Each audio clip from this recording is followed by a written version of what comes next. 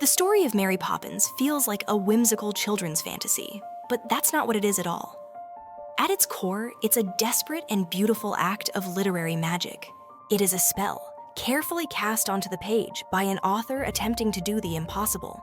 To reach back in time and retroactively save her own father from a tragic, lonely, and preventable death. This is a story that was born from the profound trauma of a powerless little girl, rather than from a place of joy. This investigation will reveal a truth that has been buried for nearly a century under the cheerful gloss of a Disney film. To truly understand Mary Poppins, the question we should be asking is not who she is. The real question is what she was summoned to fix. We won't find the answer in a cheerful nursery on Cherry Tree Lane.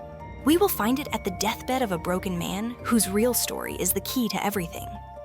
When you hear the name Mary Poppins, a very specific image likely appears in your mind. It's an image painted in bright Technicolor by Walt Disney in 1964. You see the impossibly charming Nanny, played by Julie Andrews, floating down from the London sky with her parrot-headed umbrella. You hear the unforgettable songs. A spoonful of sugar helps the medicine go down. Chim Chim Cheree. You picture animated penguins serving as waiters and a charismatic chimney sweep named Bert dancing on the rooftops of London. This is the version of the story that has been cemented into our collective culture, a tale of gentle magic and heartwarming lessons. The character herself is the very picture of kindness and control. She arrives to bring order to the Banks household, but more than that, she arrives to bring joy. She teaches the children the magic of perspective, the importance of laughter, and ultimately, she reconnects a distant, work-obsessed father with his family. This Mary Poppins is a benevolent, almost angelic figure. She is a magical problem solver who makes everything right before disappearing back into the clouds, leaving behind a happier, healthier family. This is the comforting myth. This is the Mary Poppins the world believes it knows.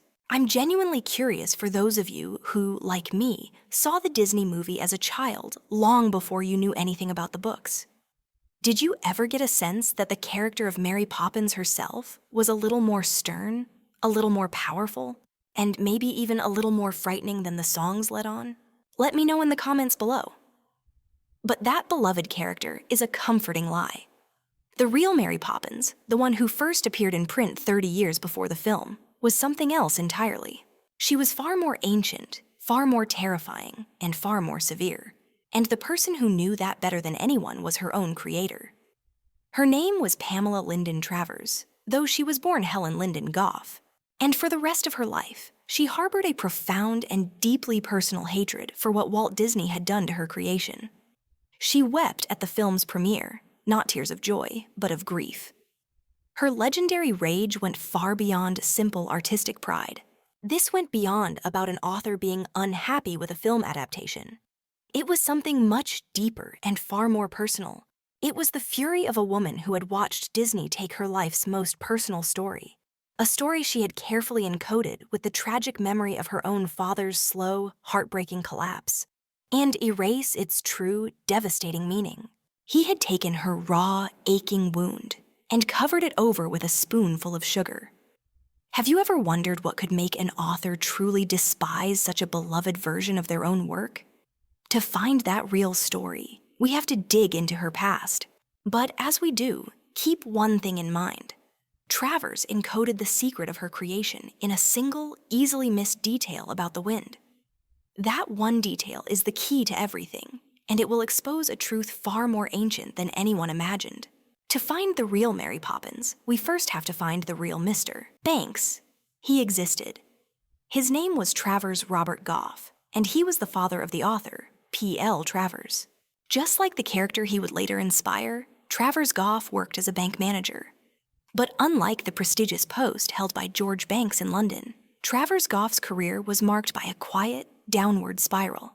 Around the turn of the 20th century, he was transferred from a respectable position to manage a small, isolated branch in the tiny, dusty town of Elora, Queensland, in the Australian outback. On the surface, it was a job. In reality, it was a demotion in disguise, a gentle exile for a man who was becoming a problem his employers no longer knew how to handle.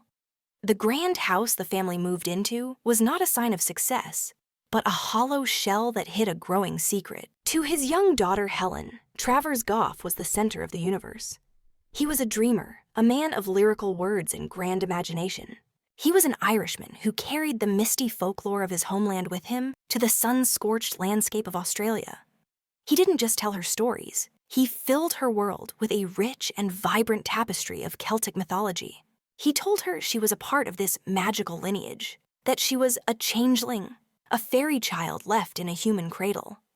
He gave her the sense that a deeper, more mystical world shimmered just beneath the surface of their mundane reality. He was her hero, her king.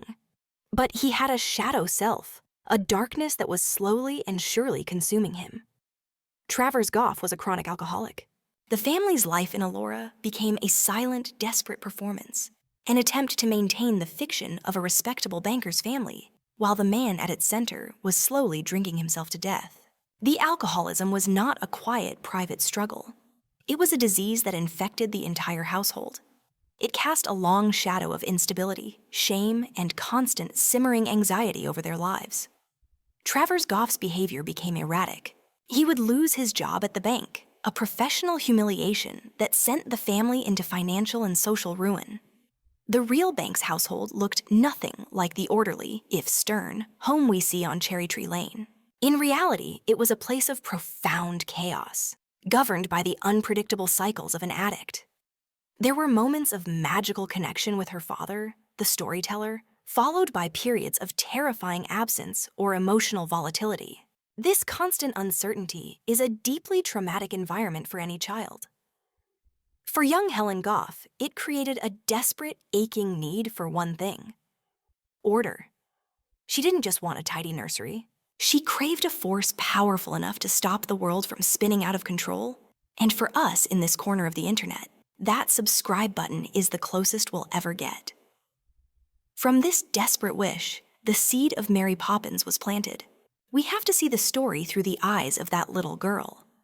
A 7-year-old child watching the person she loves most in the world slowly disappearing. She doesn't understand the complexities of addiction or professional failure. She only understands that her hero is sick, that her family is collapsing, and that no one in her world seems powerful enough to stop it. What does a child in that situation dream of? She dreams of a rescuer. She dreams of someone or something impossibly powerful, impossibly certain, who can arrive from out of nowhere and simply fix everything. This is the core psychological engine of the Mary Poppins narrative. Her purpose wasn't to teach children lessons with a song. She was created to perform a miracle that no one else could. But in the real world, no miracle came. The inevitable collapse arrived with brutal finality. After losing his job and moving his family into even more desperate circumstances, Travers Goff's health completely gave way. He died when his daughter Helen was only 7 years old. The official cause of death listed on his certificate was influenza, a common and often fatal illness at the time. This was another polite fiction. The truth, known to the family, was that years of heavy, relentless drinking had ravaged his body, leaving him with no strength to fight off the infection. He had died, in essence, of a broken spirit and a worn-out body. His death was not just a tragedy. It cemented a profound sense of powerlessness in his young daughter. She had watched her world fall apart, and there was nothing she could do to stop it. This single event would become the defining trauma of her life, the central wound around which her entire creative and spiritual identity would form. But the death of her father wouldn't be the end of his story. In a strange and beautiful way, it became the story's secret beginning. The loss, the rage, the helplessness, it all festered within her for decades, until it was finally alchemized into art. She would spend the rest of her life trying to understand and rewrite that ending. And this is where our investigation must take a crucial turn. The magical nanny who arrives from the sky, the character who would make her famous, was never truly meant for the children. She was a tool, a supernatural intervention designed from the very beginning to save the father. To understand what this force truly is, we have to follow P.L. Travers on her own journey. We must turn away from simple biography and look to the hidden world of mysticism, ancient mythology, and esoteric archetypes that she dedicated her life to exploring. Because that is where she found the power to finally save her father. To understand the real identity of Mary Poppins, we first have to understand the mind that created her. She was far from an ordinary writer of children's books. In truth, she was a deeply serious, lifelong spiritual seeker, an intellectual who saw the world as a web of myths, symbols, and hidden meanings. Her public persona was that of a prickly, proper English author. But her private life was one of intense, mystical exploration. She was not merely interested in old stories. She was a true student of the esoteric traditions that underpin them. Her intellectual journey was vast and eclectic. She delved deeply into Zen Buddhism, studying with masters and seeking a state of enlightened awareness. She was a passionate scholar of world mythology, particularly the folklore of her own Irish ancestors, which her father had first introduced to her. For her, these myths weren't just quaint tales. She saw them as psychological roadmaps containing timeless truths about the human condition. But of all her spiritual pursuits, the one that held the most profound influence over her work, and the one that provides the first major key to our investigation, was her decades-long devotion to the teachings of the enigmatic mystic, Gurdjieff. This wasn't a casual hobby. It was a central pillar of her existence. She traveled to France to study with Gurdjieff himself, and remained a committed follower of his work for the rest of her life. This spiritual framework is the secret code that unlocks the entire Mary Poppins narrative. Who was Gurdjieff? He was a Greek-Armenian spiritual teacher who brought a complex and challenging system of thought to the West in the early 20th century. At the very center of his teaching was a shocking and provocative idea.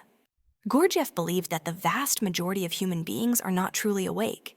He taught that we live our entire lives in a state of deep, hypnotic sleep.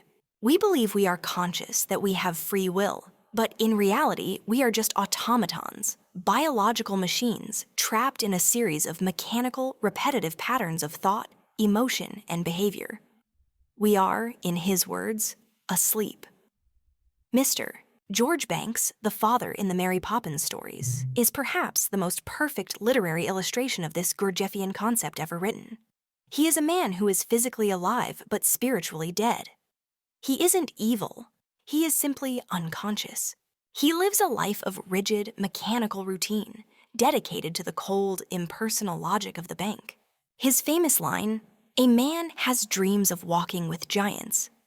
To carve his niche in the edifice of time is the perfect expression of an ego trapped in a pattern, completely disconnected from the real, vibrant life of his own family. He is the ultimate sleeping man.